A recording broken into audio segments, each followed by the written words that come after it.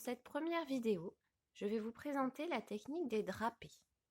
Dans un premier temps, je vous montre les techniques principales, puis dans un deuxième temps, vous devrez adapter ces techniques à un personnage de votre choix. Il faut savoir deux choses pour les drapés. Première chose, savoir d'où viennent les plis. Ils partent toujours d'un endroit et vont se terminer au bout du tissu. Vous avez des sortes de triangles qui vont se créer.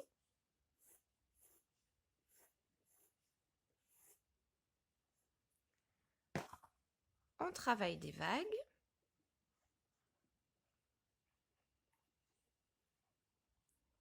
Et ce qui est important, c'est de pouvoir repérer les zones de bosse et les zones de creux. Un pli, c'est toujours une bosse, un creux. Une bosse, un creux. Une bosse, un creux. La bosse accueille la lumière, tandis que le creux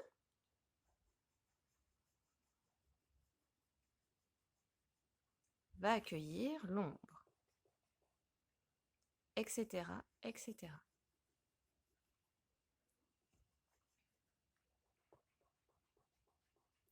On peut même créer un effet dégradé à l'intérieur du creux,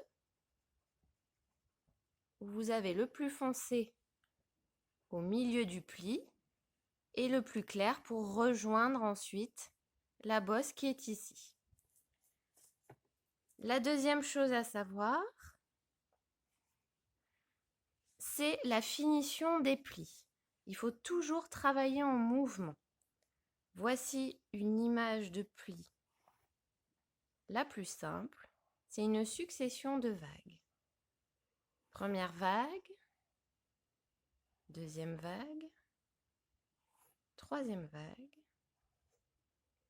Puis, je rejoins chaque vague par un mouvement assez souple et je fais le revers du pli. Vous avez alors le pli et son retour.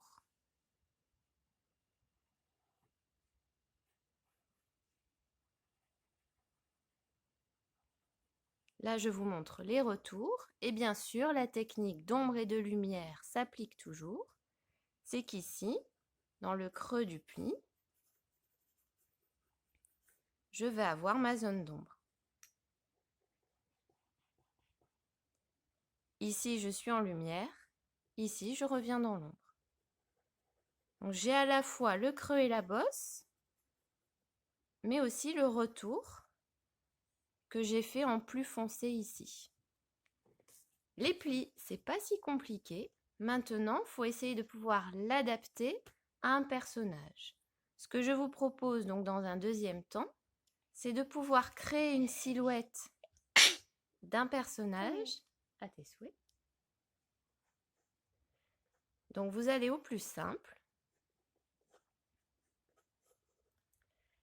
Et ensuite de pouvoir mettre à contribution ce que je vous ai montré.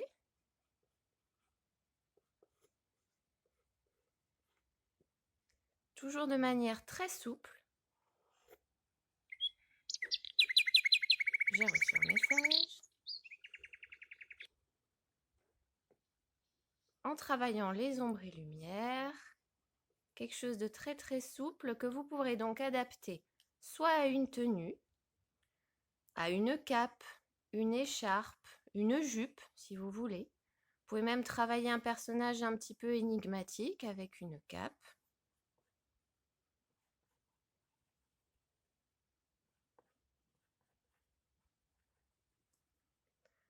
Vous travaillez le personnage dans l'ombre et ensuite vous faites voler des tissus .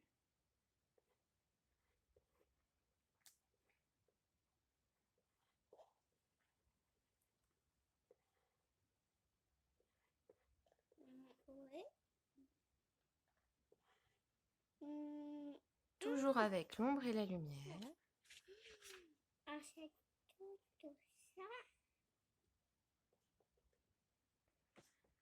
Etc., etc. Donc voilà ce que je vous propose pour aujourd'hui. Amusez-vous plutôt au crayon à papier. Travaillez les ombres, les lumières, une ambiance et le tour est joué.